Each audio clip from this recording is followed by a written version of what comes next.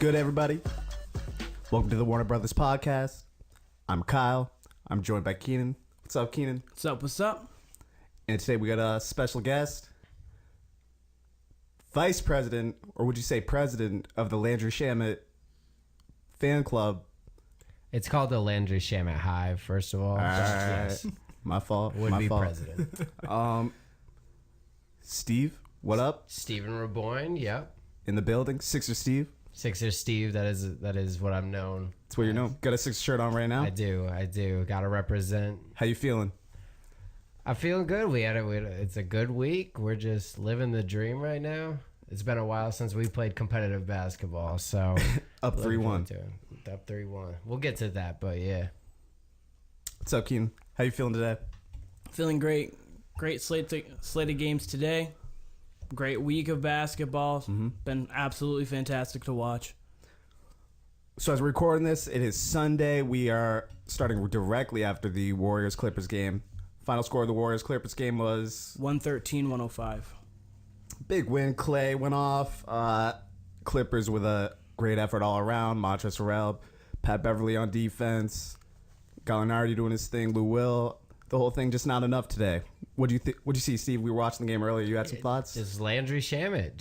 He's doing his thing. As you saw it, there is a couple possessions. I mean, you really have to talk about the Clippers in this series because we know what the Warriors are. Right. We know that the Warriors are going to win. Right. But I think this is going to be a big turning point for the Clippers, whether they get a big free agent in the offseason. So those role players like Landry Shamet, he hit threes back to back with Curry in his grill. It just shows you he's not afraid to take those shots, and it's going to be big in the next couple of years. Yeah, it was a lot of light skin on the court between Steph, Clay, Landry Shamet representing us for those light skins. I was appreciating it. You know, Keenan, you guys have LeBron and all that, Durant. I'm just saying, it was nice to see the light skin really showing the long range, doing what we do, really. Shoot. Y'all talk about white shooters. The light skins underrated in the shooter tournament. That's all I'm saying. I don't think they're underrated, Kyle. There's Curry and Clay. You'll never be underrated Reggie, with those two. I'm just saying you say white before you say light skin. That's all I'm saying. Stereotype. Okay. All right. Your Celtics? Anyway, Celtics, yes. Sweep the Pacers. Ugly games. I'm going to be honest. I don't really think we played our hardest in each of the games in the first three quarters is what it seemed like. Other than that first quarter of the first game, I believe. Or the second game where I think we opened up big. But other than that, it was just kind of a slog of a series. We got what we wanted to sweep. On to the Bucks. Maybe. Hey, Pistons, you never know. 3-0. Yeah, Blake Griffin on a half a leg. Hey, it's been crazier things that happen in sports. Crazy. So then tonight we also have the Thunder and Blazers to wrap it off. And then actually right now we have, the Orlando Magic and Raptors playing. What do you guys think going into that game 5? I've been very interested to see how Orlando has been keeping up with Toronto because I honestly expected this series. Maybe they got one game, but I didn't expect it to be this competitive. Right. You see, they're well coached. They got into the playoffs anyway, which is a surprise. But then after that, like with Augustine stepping up in game 1, shows that they're led well either by veterans and their coach as well. But what do you guys think with their younger players as Aaron Gordon, players like that who are, it's their first real competitive basketball? Well, I think they have two of the key components coming into the playoffs to be successful, which is one, they came in pretty hot, right? I forget how many they won out of their last 10, I think 7-3. But they came in really hot, and they are a defense-first type team. Yeah. And that's what's going to make you successful in the playoffs. So I wasn't surprised to see them get a game, but like you mentioned, I am surprised at how competitive each game is. Indeed. I really thought Kawhi would kind of take it over more, maybe put it away in the first or second quarter, but the Magic have been able to hang around in each game. Yeah. And as we always know, with the lower seeded teams, the longer they stay in the game, the more confidence they build. Oh, yeah. And since they have 3 of those games already now, that I think they have a lot more of that confidence. I agree. I also think going into next year, people like Jonathan Isaac are only going to get better from this. Sure. Plus, they also have Mo Bamba, who's been injured, who's going to be coming in. So, and this is a conversation for another day, but when Isaac get those playoff minutes, when he was in the lottery, but he hasn't had the hype that maybe like Lonzo in that draft has or whatever. And those will kind of elevate him more than maybe a Kuzma or Ingram. You know what I mean? agree. Like they haven't had those playoff minutes. People say Tatum's overrated, but whatever way you slice it, he's been in the conference finals. Right. Same with Simmons. You can't put a price on that. And he was a main component in them getting to the conference finals and sweeping. Exactly. That's what. And while we always talk about the playoffs, you see who is who. You see who is about it and who's really just not ready for the moment, you know? Yeah. Tonight's game, 9:30, OKC Blazers. Lillard and Westbrook last game. I'm excited. Yo, we've been talking all weekend, and tell me if I don't know if I brought this up to you, Keenan, when we were watching the games Friday, but we noticed how the refs all around are just kind of letting stuff go. The ticky-tocks, like if you see someone like shove, put a hand on someone after the whistle, usually they double tee that up immediately. They're kind of letting that stuff go, it seems like, you know? Yeah, because I think they're understanding that it's not just one side, it's both sides. So like, let them be a little bit more competitive. Let the fans love that, obviously, but just let them get into it. Westbrook and Lillard have been going back and forth all series. I know, and this is a little off topic, but I know when like the Heat were playing, they kind of ushered the Pacers in as the rival, even though I never felt that was a true rival. And there was some bad blood there that the Pacers had to make. I felt like David West kind of had to make bad blood. Lance had to make bad blood.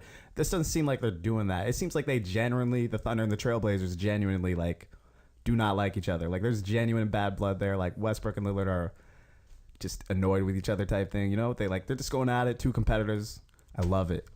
Steve, love it. Who's better? Who would you rather have? I would take Lillard, absolutely. I will say I'm biased on that. Lillard is one of my favorite players to watch. Fair enough. But I think he's shown all of us in this series just what he's capable of. Yeah. Even though he doesn't have those triple-double type numbers every night. And I think you saw it in a few of the plays. I think it was a game one first shot Lillard takes from like 10 feet beyond the three, right? Like he's making a statement like, look at what I can do now that I'm on this stage. And Westbrook, I mean, he's doing what Westbrook does, but yeah, I would take Lillard at this time. Even last game for Lillard in a loss, 4 points in the first half, decided, okay, 25 in the third. I'm going to do whatever I want to whoever I want whenever. He's the truth. I mean, Paul Pierce is the truth, but Dame Lillard's he's the truth as well. He's the truth light. You, Kyle? You could say. Out of those two, I'd say right now, Lillard. We've been having this conversation quite a bit in our circle, and I would say right now, Lillard over a career, probably Westbrook, but that's a whole different thing. But Lillard right now is...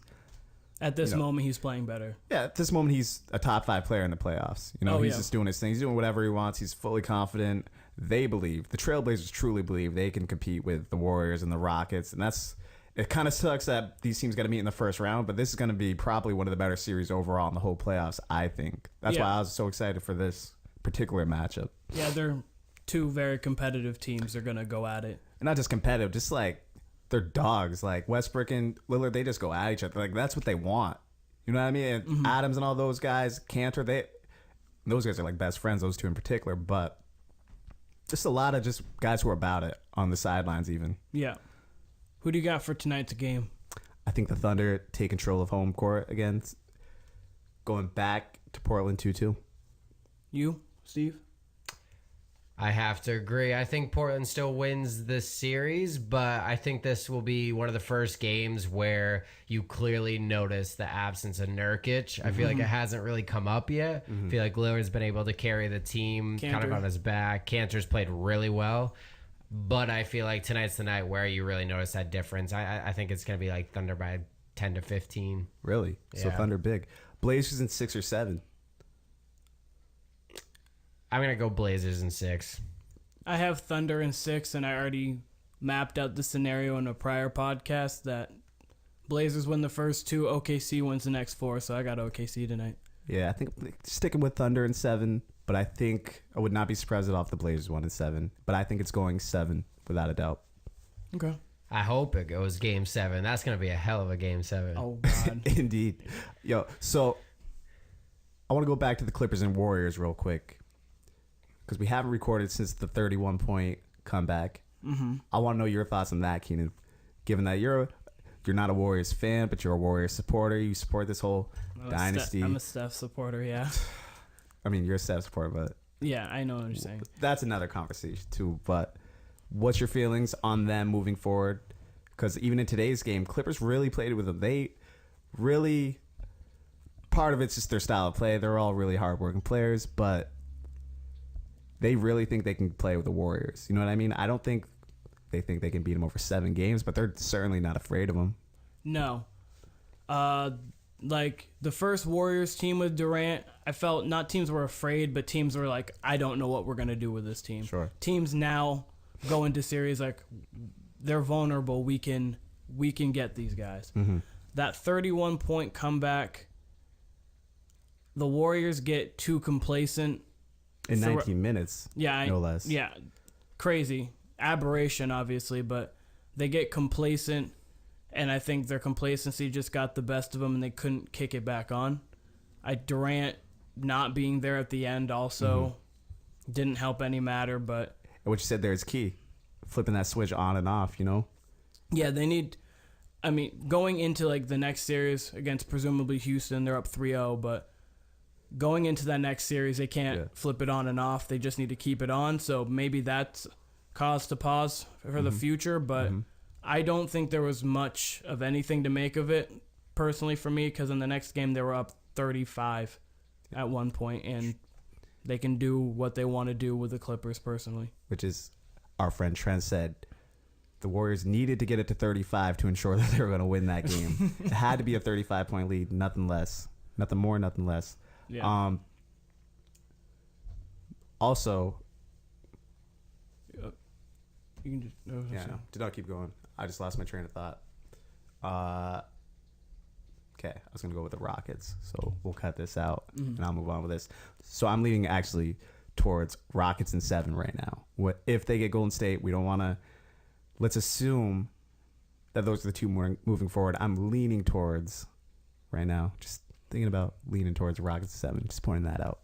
But that's another conversation for maybe next week when these series are over. Your take on that? No comment. No comment? No comment at this time. I'm going to be honest. I won't believe the Warriors are going to lose until I see them down 4-3 or 4-2 in the column with 0 seconds left on the clock. Like the Rockets better than last year. I think Harden's better than last year. Again, this is all for later, but this is how I'm feeling right now. I think the Rockets have a better chance than last year where they had a really good chance. So, fair enough.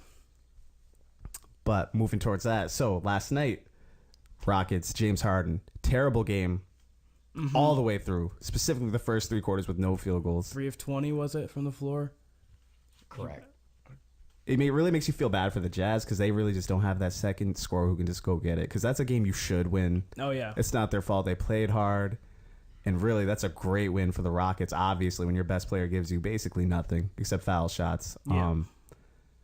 Chris Paul hasn't played exceptionally great this series, I wouldn't say. He's done enough. Maybe an all-star level point guard, but he hasn't even had to expand much energy. Capella's playing exactly how you'd want him to play. Their defense is there. PJ Tucker's holding it down. I just really like them moving forward. But the Utah Jazz, they just seem to me like a team, as you said, that needs a second star. They have all the components to a championship team, except for the fact that they need that second go-to guy to get shots when Donovan Mitchell can't get shots. It was also a cool moment after the game. I don't know if you saw this, Keenan. Kyle Korver had his post-game interview at his locker, and as they were wrapping up the interview, the reporters are walking away, and Kyle Korver says, "Wait, guys, I got something else to say," and he just goes off on this minute-and-a-half tangent about how special Donovan Mitchell is. It was really, I've never seen someone really do that, especially in the middle of a series. It's not like it's the end of the series. It just full-on praise. It was really great stuff. It was pretty cool. You should check it out. I haven't seen that. Did you see that? I did not, but on the flip side of that, I saw an interview with Austin Rivers. Yeah. They were asking him about James Harden, obviously terrible shooting night. Yeah. He started off, I thought it was, 0 for 15, set a record, right? And Austin Rivers is like, we're playing with, like, the greatest player in the NBA. So we're not going to be mad when he misses shots because he's saved us literally all year. Exactly. So, like, we're just going to keep giving him the ball, right? And I talked to Kyle about this. I think people nowadays take too much out of one game. Oh, right. Yeah. You know what I mean? Like James Harden had one bad shooting night. Like that happens. Right. But if you look at his stats from, an overarching perspective, it's unreal. Yeah, like I do think, like Andrew said earlier, he made the comment that when Harden has a bad game, it seems so much worse than when like another star has a bad game, just because his style of play is just so unique and kind of ugly. You know what I mean? So his bad games just look really bad. Because his one-on-one play is sometimes it seems so unreal. Yeah.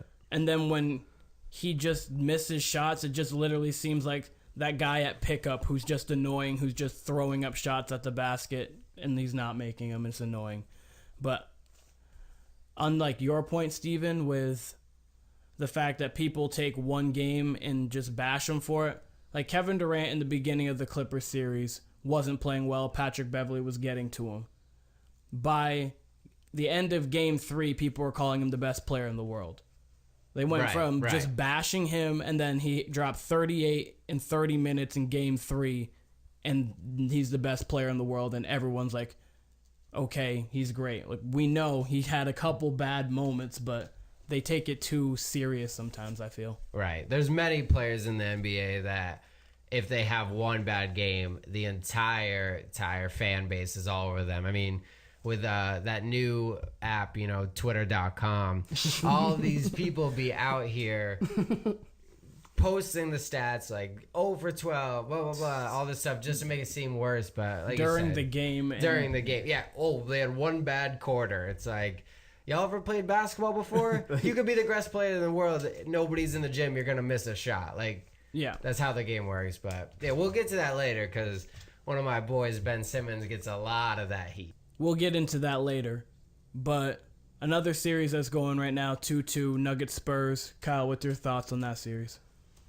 I really like how the Nuggets responded down 2-1. Mm-hmm. I'm going to be honest. I had them in 7 games. I really did not expect them to win that game. I thought the Spurs were kind of just going to Spurs their way to that win. Yeah. And then maybe the Nuggets steal one, but I really didn't think they were going to hold serve at home. They really needed that win. They got it. They're young players. They're showing they're young. You see the growing pains, but like Jamal Murray, when he's having these scoring barrages after being cold like Harden was, when he's responding like that, that's definitely a good sign for the future. Yes. Again, that's something that puts him on another trajectory that another young guy, like say Devin Booker, that he doesn't have. Devin Booker might be the better player, but he's not getting those Jamal Murray minutes, So playing more games is just going to make you a better player and meaningful games.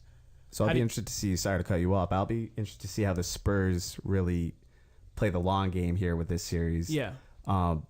Because the Nuggets, as I said, they do have the more talented team, so they can kind of wear the Spurs down. That's how we used to see when the Spurs, when they really had their squad with the Thunder, they would just overwhelm them with talent and kind of just take over. So that's what I'm looking for in these last 4 games. You're a Nuggets fan, 3 Steve. games. Yes, I do appreciate the Nuggets, but I also appreciate the Spurs. Those are 2 awesome franchises to see go at it. Mm-hmm. The one thing that I've noticed is that obviously Popovich found a way to kind of frustrate Jokic in some of those games and to somehow keep all the shooters on Denver in check, which is a lot easier said than done. This has just been a great series as a neutral fan to see both of these great coaches, Mike Malone, obviously, and Greg Popovich going at it. And I think it's going to be another awesome Game 7 to watch out for. Ooh. I hope there's a Game 7. I have Spurs in 6, but I think if the Spurs were going to win in 6, they needed Game 4. Right. So they could go back to Denver. They lose that one, but then they'd be able to come home and close it out. It's an interesting series, too, because the talent that Denver has, it's not the talent like maybe a Durant or a LeBron. Their talent's spread out differently, so this is really every playoff series an X and O series, but this is truly a coach's series right here, whereas you really don't see that in the NBA. There's some adjustments. This is really a game-to-game, what are we going to do next type of adjustments. That's why it's really cool to see. It's a unique round 1 series and a unique series in general, especially in the early rounds. It is. The Nuggets are showing they're young, but they have so much promise. Yeah, they do. And just to shout them out, Michael Porter Jr., if he can come back and be alive, they'll be a force to be reckoned with for half a decade. Exactly. The thing, they got him stashed. They have even someone like Herman Gomez on the bench. Yeah. They have they're gonna have someone filling that Isaiah spot next year, which will matter during the regular season. They're an excited team. We'll see how this series develops. We still have to touch on the Bucks and Pistons. What do you guys have to say about that? I don't have much to say. The one thing that did interest me about Game 3 was Giannis did not play particularly well, right, and the Bucks still blew him out.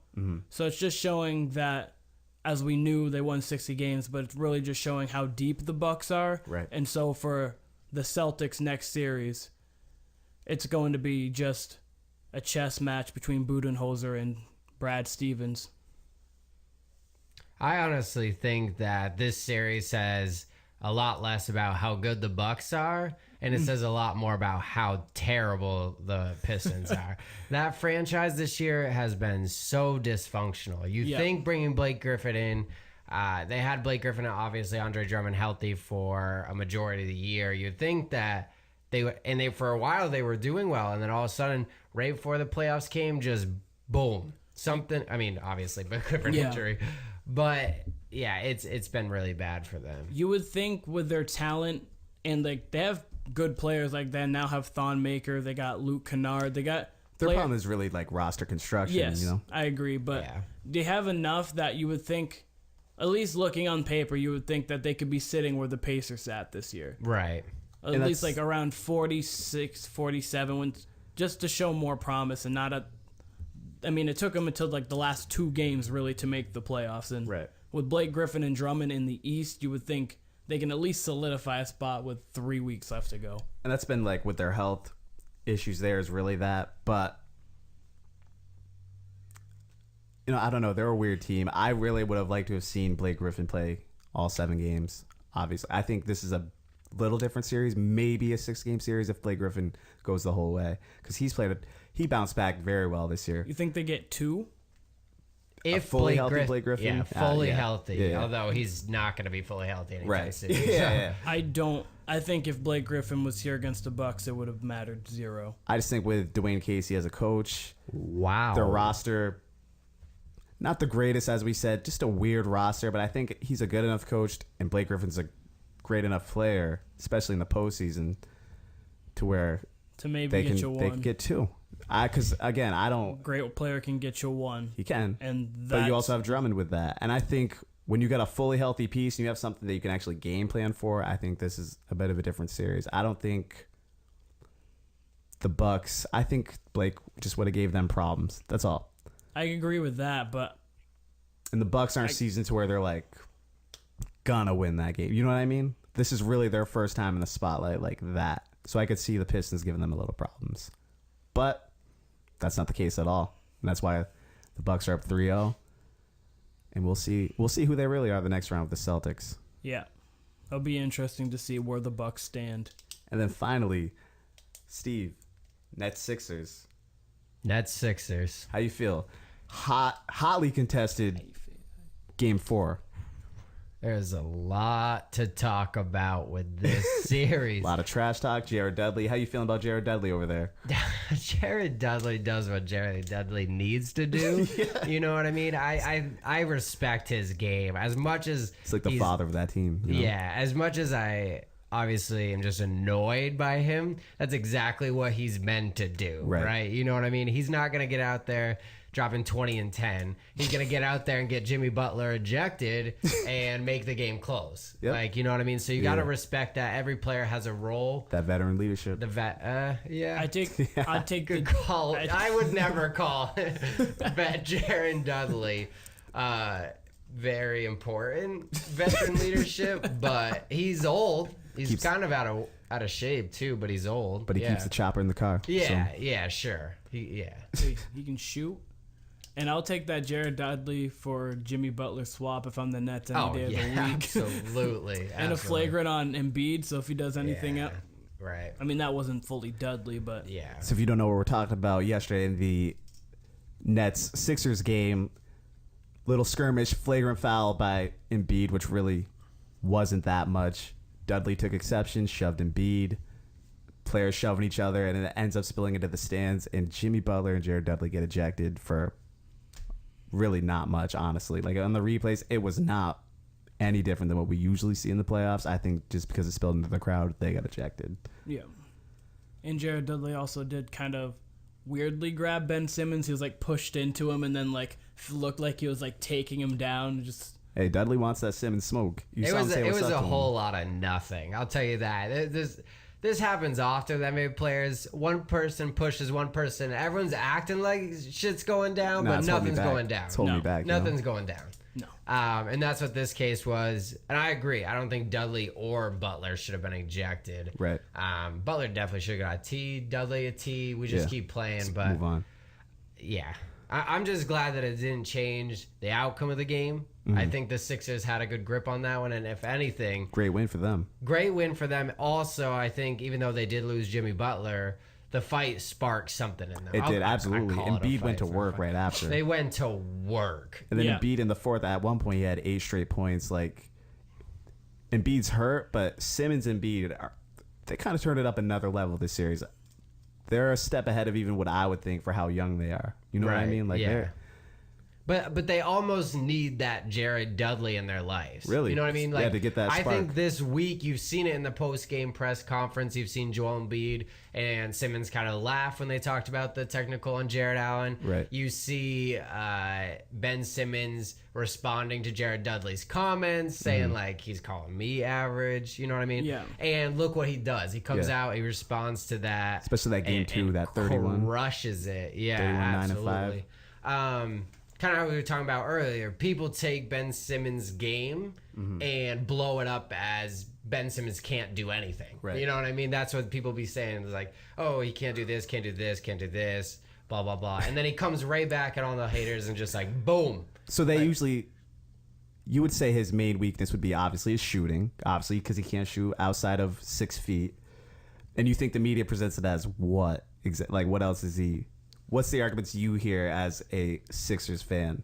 Well, really, it all comes from the shooting. They catastrophize the shooting. So when they say he can't shoot, it's he can't take over the game. He can't come up in the clutch because he's not the one taking the shot. He's affecting the game in other ways, right? And he does. And if you know anything about basketball, I think that's the thing is when you watch Ben Simmons, you appreciate all the little things he does. Like I told you the other day, he leads the league in 3-pointers blocked, right? Which I didn't know, yeah. Your point guard can do that. That's a huge advantage that you don't even think about. And then you turn around and say, oh, he can't shoot. It's like I told you we were talking about before the show. That's like saying Steph Curry can't play post defense. Like, no one's coming out and saying that because obviously he doesn't need to, right? If Ben Simmons had 4 shooters around him, knockdown shooters, nobody's talking about that. Exactly. He said it. I mean, pretty much it was game 2. In game 2, Embiid was out. Simmons had the ball. He controlled everything, put shooters around, and he had his best game of the whole series. Right. Which then turns into the national media like Colin Cowherd saying that they need to get rid of Embiid because Simmons is better without someone in the paint, which is ridiculous, right? So this is what I mean. As a Sixers fan, you overcome what the media is saying, and then they say, but you need to do something different. It is a lot to manage. So you said putting shooters around him. How do you feel about J.J. Redick? You have a lot of scathing J.J. Redick You takes. set me up with this question. You knew. I mean, to me... J.J. Redick, my goodness. I'll just let you go. What about J.J.? I could spend the whole podcast talking about J.J. Redick. You got the floor, so do you. For those of you who don't know, J.J. Redick this year decided to rent a car, like normal people. And when he went to look in the trunk, he found someone locked up in a cage. It's a true story. That's a true story. And I don't know why I needed to say that, but I needed to say that to start off with J.J. Redick. J.J. Redick. J.J. That's all you need to know. Also, J.J. Redick always does an interview and says, that's why I'm not on social media. If you're a Sixers fan, you know that he's not on social media. But so J.J. Redick, when he is on, is one of the most fun players to have on your team. He just bounces around everywhere. He's fading into the corner, hitting a three. The crowd's going wild. It's awesome. And then there's the other 75% of the time. When JJ Redick...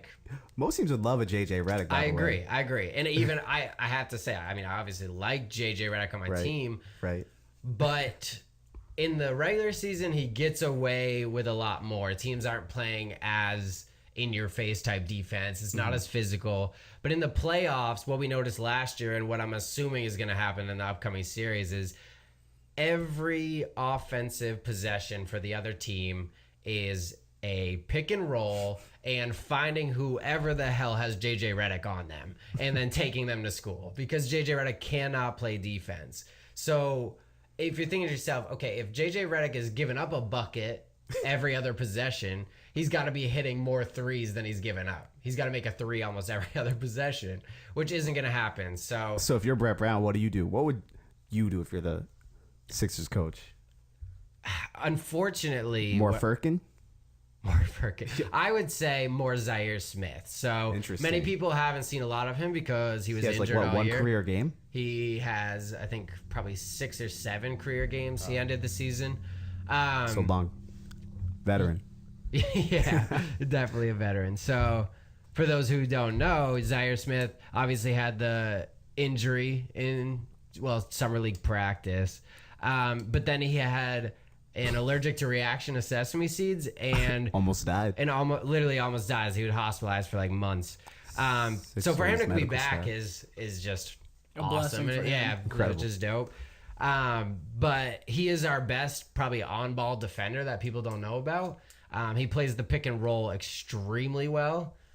We are stuck though because obviously JJ Redick is the better player right now, and would start probably on most teams. But I would always love to see JJ Redick coming off the bench. I think it's the punch that you need. He's a scoring threat. So no Korkmaz. No Korkmaz. No. Korkmaz was fun. His name is Furkan. That's kind of fun to say. But he's too unathletic. His first step on defense is extremely slow, which will get you killed every time in the playoffs. So right now, I think I give a lot of credit for Brett Brown. I think he does a lot with what he has, and I trust him for most decisions. So I think right now what he's doing is I would stick with what he's doing with JJ. So you're pro Brett Brown. I am extremely pro Brett. Because I would like to see that. I would like to see them with like a Budenholzer or someone like that. I would like to see them with a. Sorry to say, a better coach. No. Because I mean. First of all, Budenholzer has the ugliest face in the NBA. I don't want to watch that 82 games. Nothing to do with anything. I don't want to watch that 82 games. That's what that has to do. I'm a Sixers fan. I'm not watching his stupid ass. I'm not watching his face. You can say whatever you want. I'm not watching his stupid face coach my team. His stupid butt. So that's all I'm saying. Brett Brown. He's ugly. Brett Brown gets a lot of heat. Like Budenholzer kind of looks like a grown doll. I don't know what he looks like, but it ain't pretty. I think I've made that pretty clear. But yeah, I think Brett Brown has done a phenomenal job in the time that he's been here. He is. You don't think like it's sympathy for him going damn near 0-82 back-to-back seasons? That's why they keep him around? No, because our team and Alan Brand has made it very clear we're going for it now. Mm-hmm. And they would have tossed him if they had the chance. What he did in the process years with what he had is tough, yeah. But I firmly believe what he's done with his team is about as good as any other coach would do. I think it's hard to change your team twice dramatically in the beginning of the season and have any sort of chemistry and flow. And I think Brett Brown has managed the characters that are Jimmy Butler and Embiid and Ben Simmons in the locker room. That's point. Not easy. That's something we often don't talk about. Is Jimmy Butler came in and had a lot of baggage surrounding his kind of transition with the way he handled Minnesota, the fight, taking the second team in practice, right? So, and even in the beginning when he came over with the Sixers, a lot of people were saying he doesn't fit. You know, he looks ugly, rusty. People didn't see him mesh, right? But Brett Brown's stuck with him and has managed all that he is, and has clearly helped us in the long run. I would agree with that. He's definitely managed those players well. I would just like to see him get more creative with Simmons and Embiid, and maybe that's something we'll see as the playoffs get deeper. I think with the Sixers right now, it's been tough for them to really mesh. As you were saying earlier, it's been kind of tough due to not just them having two different teams, also kind of having like different teams every night because people have been injured. Like even right now with Embiid out, it's hard to get minutes with Embiid and Butler or Embiid and Tobias Harris to know how they play together when one of them's gone. So I think that's been also tough to manage for Brett Brown, and he's done a good job at that as well. And on your Ben Simmons point, I think Ben Simmons is around an A- to an A+ player in almost every aspect of the game that's not shooting. Right. So he's a great defender. He can block shots. He's 6'10". He could probably average a triple-double if he really set his mind to Honestly. it. I mean, he can pass with anyone in the league, really. See, this is funny to me because everything you said, just barely, is 100% facts. So I'm a Celtics fan. Obviously, Steve, our friend, Sixers fan, rivals. Mm-hmm. And like you said, everything you just said, I agree with. I think Simmons is special. I think he's top tier. It's always interesting to me, Steven, because you see this. You're in these Twitter streets. These people who like completely disregard Simmons. Like it's hilarious. You know what I mean? I've never understood. Like I get the can't shoot, but everything else, like I don't think there's. Jason Tatum's my guy. Love Jason Tatum. Simmons has more upside to build around. You know what I mean? That'd be more fun to build around. I like Tatum better than Simmons. I would take Simmons over Tatum for me personally. I'm just surprised how many arguments I see that are like Tatum, Donovan Mitchell, all those guys over Simmons. When I'm like, hold on, this guy was the number one pick in that draft for a reason, and he's performed exceeded those standards even. You know what I mean? It's just the jump. It's just the jump shot. If he had an adequate jump shot, he would probably be a top 10 player in the league right now. Probably around top 10. You'd be talking that he's a fringe player, kind of like we talk about Embiid. Not the same level, but the way we talk about him in the top 10 or whatever. Right. One thing you can't deny, though, with Ben Simmons' lack of shooting, it's going to affect them. Oh, yeah. Next round, you got Siakam, Kawhi, all those guys who can defend, assuming it's going to be the Raptors. All those guys who can really defend in multiple ways, they're going to get very creative with Simmons. That's going to tell us a lot about Ben Simmons, how he handles the Siakams, the Leonards, the Danny Greens. That's going to be a lot of that all the time, that series. You've watched it more, Steve, and I want to see what your take is on this too, but I personally like, especially they did it more in Game 2 when there wasn't an Embiid, I liked when they had Ben Simmons bringing the ball up the court, whoever was on the wing, they would do a quick give and go with Ben Simmons and just have him straight drive or cut straight to the paint as fast as possible, just because the defenders are playing so far back on him that if Ben Simmons is a head of steam and the ball in his hands, you're not going to stop him. Right. It doesn't really matter, you know? Right. And same thing with Giannis. I found that interesting. Yeah, Giannis does the same thing. And I found that interesting. And I think they should do... I mean, I haven't watched as many Sixers games as you have, so I don't know how much they do it, but I think that would be a very effective way to get Ben Simmons involved with the ball in his hands. And then from there, he can be in the paint and distribute to everybody. Right, and I think this will actually touch on both the points I brought up, how good of a coach Brett Brown is and the elite ability of Ben Simmons. So just to throw out another fun fact for you, the teams that have played the most players in a game this year, there are two teams that are tied for first. I think it's 23 different players. It's the Sixers, and can you guess the other team? They played 23 players in one game? No, over the season. Like 23 different okay. players. Maybe the Knicks? Not the Knicks. It is the Memphis Grizzlies. Okay. Another G League team. Right. Exactly. That's so Brett Brown had to deal with the most different players coming in and out, right? So that really speaks to that. And going on to your point about Simmons, so yes, this Can I just say? Yeah. I mean, Brett Brown did get semi-outcoached by Brad Stevens, but also just kind of flubbed a series without Kyrie and Hayward. I feel like you guys should have won that series going away. That's just me. You're opening up a year that is tough to talk about as a Sixers fan because of the Markelle Fultz era. Going through all of that series, like that had nothing to do with Markelle, though. It did, because people were mad at Brett Brown for not playing Markelle. They think that series would have been different if he played him, right? So I feel like you should still win that series with Simmons and Embiid. I think that was their first real experience together in the playoffs. One low point, and he should be gone. That's pretty much first Tatum and Brown, though, too. You know what I mean? Brad Stevens just showed to be a better coach than Brett Brown. But I think Brett Brown flubbed it. I feel like you should win. I feel like if you have Simmons and Embiid, you should win that. Yeah, I think they should have won it too, but I don't think just from that one series that Brett Brown should be gone. Because that No, I didn't say he should be gone, but I'm saying. But you're saying you think they would be better with somebody else. Oh, absolutely, yeah. Because I feel like those are the type of games you should win if you're gone, especially with Simmons and Embiid. Those are two transcendent talents versus a really banged up Celtics team without their two top players. It was a banged up Celtics team, but and I would say the same thing about the Bucks as well last year. I feel like with a better coach, maybe I thought the Bucks were young too, but I think that the Celtics played a type of defense that the Sixers weren't used to, which was very physical defense, and you could tell it frustrated Embiid. And we talked about this a little bit, but. You notice when Embiid is frustrated because he'll catch the ball further out of the post and has to work harder to get in.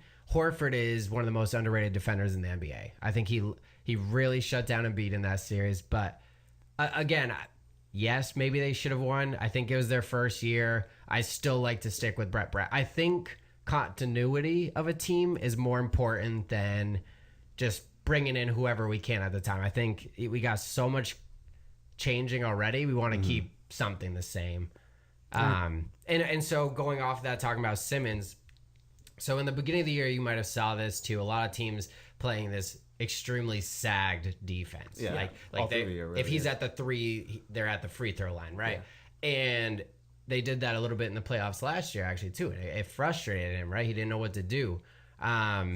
He's just a little boy. Yeah, literally, though. Small little boy. And so no one's guarding him, right? That's going to make offense obviously difficult. This year, you'll notice, as you said, one play that they often do is the give and go on the wing, where Ben Simmons throws it and then just sprints down and they just throw it to him in the post, which is where he should make a living. Yep. They run this other play where Ben Simmons will dribble over to J.J. Redick.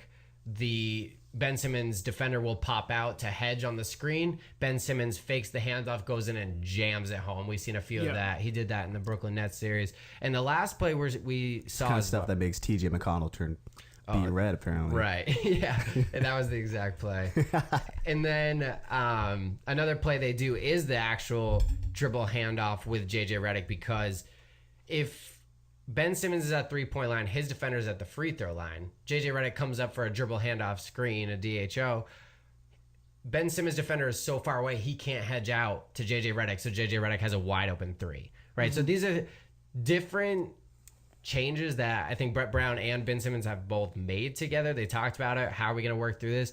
And it clearly has worked. I think continuing to do more plays like this will show people that we're figuring out how to play without taking that three-point shot. Because clearly that's not what Ben Simmons is looking to do now. He took a couple of threes this year to just try it out, but this year isn't the year he's going to be doing that. So finding some ways to play around that, I think is... How do you feel about them moving forward against Toronto? Toronto. By the way, the Magic are up right now. Last time I checked, it was 11-5. Upset alert. The Magic obviously will present a tough matchup for anyone, and the reason being Marc Gasol just being a big body. He's the Raptors. You said the Magic. Oh, you're right. The Magic, yeah. Sorry. The Raptors.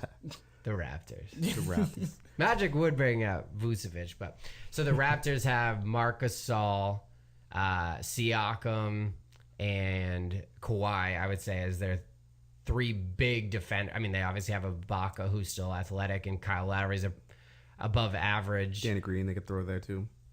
Yeah, I'd say he's more there for shooting presence, but he's not. He's got some length to him, right? So it does present a difficult defensive matchup for us. But I think we, as the Sixers, what we've done this year during the season is we've acquired so many star level players that if the Raptors are shutting down Ben Simmons, we can move the ball through Jimmy or Tobias. Like, they both have the ability to take over a game. I don't see the Raptors having that. How'd you feel about the matchup during the season with Sixers and the Raptors? It wasn't a full story because I think it ended up being either 2-2 or 1-3 in favor of the Raptors. But Kawhi didn't play in a couple of those games. I think one of the games was during one of the trades, so we were new or something like that. So yeah, it didn't have Jimmy there or something. Right. It's tough to tell with the season series. Gasol obviously wasn't there as well. Right. So the season series doesn't really tell you much. So, like I said, I think it's going to be a tough series. Kawhi is obviously one of the best players in the NBA, so shutting him down is going to be difficult. But I think the Sixers have so many different offensive threats that they can get the job done. They can get the job done, yeah. Absolutely. Let me ask you guys this. Bench, though. Ooh, yeah, their depth. Bench. The Raptors go 10 deep. They do. How do you feel about the Sixers' depth versus them? The Sixers bench is not good, right? That everyone knows that. Yeah, they are not good. But I think what helps us in the playoffs is that we don't need to go as deep on our bench. And like I said, at any point in the game, we're gonna have two of our main 4 guys or main 5 guys. So we're gonna have Ben and Tobias or Jimmy and Embiid at any point in the game, right? So yeah, the Raptors bench is deep. I really like who they have on the bench, especially Van Vliet. He's been really good. OG Anunoby. Is Jeremy he back coming yet? off too.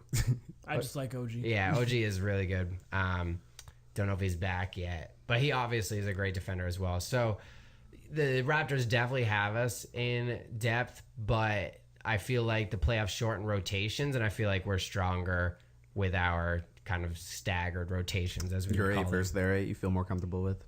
What's that? Your 8 versus their 8, you feel more comfortable with? Yeah. Oh, absolutely. Absolutely. Got you. Good point. Let me ask you guys this, because this was a topic over the weekend between, kind of our friends group. Ben Simmons or Russell Westbrook. We talked about Westbrook versus Lillard earlier. Moving forward or right now? Just right now, because there's some guys in our friends group, Dustin, I think Andrew even was on this train, that Westbrook is overrated. And that's the big one in every circle, really, is that, because he was just voted the most overrated by the players. Him and Draymond. I think that narrative is overrated. I think Westbrook's great. I think his issues are very glaring, more glaring than others. Shot selection, feel for the game, still gets double-digit assists. But if you had to pick one right now, who would you want? They flip spots even, let's say. For the rest of the playoffs, I would want Westbrook because he's more been there, he's more done that. He's got more of a jump shot, even though his 3-point selection makes me mad more than anything else in the league, I think. Oh my gosh. But anyways, Westbrook I would take over Ben Simmons, but if I'm going for drafting for the future, I'm taking Ben Simmons. Yeah. But I just to point that out, but Westbrook for the rest of the playoffs, I would take Westbrook. And it also depends who you're surrounding this chosen player with. Yep. Right? If it's the Sixers, surprisingly, I think I take Westbrook. Really? Yeah. In the other situation, Simmons actually right, and I would take Simmons in the other one. Although they need shooting, so that would be tough. Yeah. But I believe Paul George needs more free reign. Yeah. I think he needs to be the guy, and I think Ben Simmons would easily get him where he needs to be. And that's kind of been what they've been this year, is where it's more Paul George, less Westbrook. Right, which I think has been good for them. Yeah. But I would probably say overall, if you just gave me anyone, I'd probably say right now Westbrook, like you said, just due to the experience and Westbrook's just fighter mentality. Yeah. Right. Like I said, you're seeing Ben Simmons have it now because Ben Simmons has gone through everyone saying he's not a rookie to everyone. Every time he turns on the TV, someone's saying he doesn't have a jump shot, right? He's been getting a lot of heat. He's the reason why the Sixers aren't going to the finals. Right. He's got a lot of heat, and he's been kind of quiet about it. Whereas Westbrook's like, oh, I don't care. I'm going to go out and show out every game, right? So I think Simmons, you're starting to see some of that more fighter mentality, but I think it'll grow. Whereas Westbrook has it now. Yeah. If I got 5 minutes left in the game and we're tied, I want Westbrook in there fighting for that. You know what I mean? That's the only thing I would say. But obviously in the future, Ben Simmons. You? I would agree with you guys. Simmons for the future, Westbrook for right now, probably. Mm-hmm. And you could even probably talk to me into Simmons right now. But I would, given Westbrook's experience and fighter mentality, all that, all those superlatives, I would probably take Westbrook. As you saw, big game in Game 3. We got Steven's prediction for Thunder by 15, 10 to 15, you said? 10 to 15. What do you I think guess I for have to tonight, choose Keenan? one, right? I had Thunder by 12. Okay. Doesn't say. I gave the Thunder are going to win. If I was to give a score, or at least a rough, probably an 8-point game. I would agree with that. That's what I think tonight's going to be. I think it's going to be feisty, physical. Going to be a lot of trash talk, a lot of John, all that. And it's going to be up and down. And I think Westbrook and Paul George pull away and set up for a great Game 5, 6, and 7 in this series. The West is shaking up in the bottom half of the 3-6 and the 2-7. That's shaking up to be some of the best series we may see throughout the playoffs. Very true. Very true. What do you think, guys? Wrap it up for today? Sounds good. Any more bold predictions or points, Steve? Kyle? No, I just think, wrapping up on the Sixers, you see a huge difference from the outside looking in rather than a Sixers fan. You see a lot of talk about the Sixers not having enough to make it, the Sixers not being good enough. You really have to remember how young Embiid and Simmons are, how young this core is. From the inside, as a Sixers fan, we are happy where we're at. I don't think even some Sixers fans, I don't think appreciate enough the talent that we have right now. I think, probably 75% of the league would like the talent that we have coming up. More than that. 100% of the league. Yeah, if you could right. say, hey, here's Ben Simmons or here's Embiid, every single team in the league would be like, okay, right. Thanks. Right. So I think, we got the pieces. I'm not going to say we're going to win the finals this year. I think that would be a little too optimistic, not realistic. Conference finals? I would say we make it to the conference finals. Yes. And they lose to... They lose to the Celtics, unfortunately, in 7. Okay, and in the West, I'm just interested because we may not have you on for a while. That's true. That's true. The West, it's going to be the conference finals. Conference finals and finals, yeah. Conference finals. So probably Houston, Golden State in the second round, and then it's going to be you Golden State. You said Nuggets and Blazers. Yeah, that's going to be a tough match. This is tough because the Nuggets might not even make it there. Yeah. But I'm going to say Nuggets, Warriors, and the Warriors are going to get it.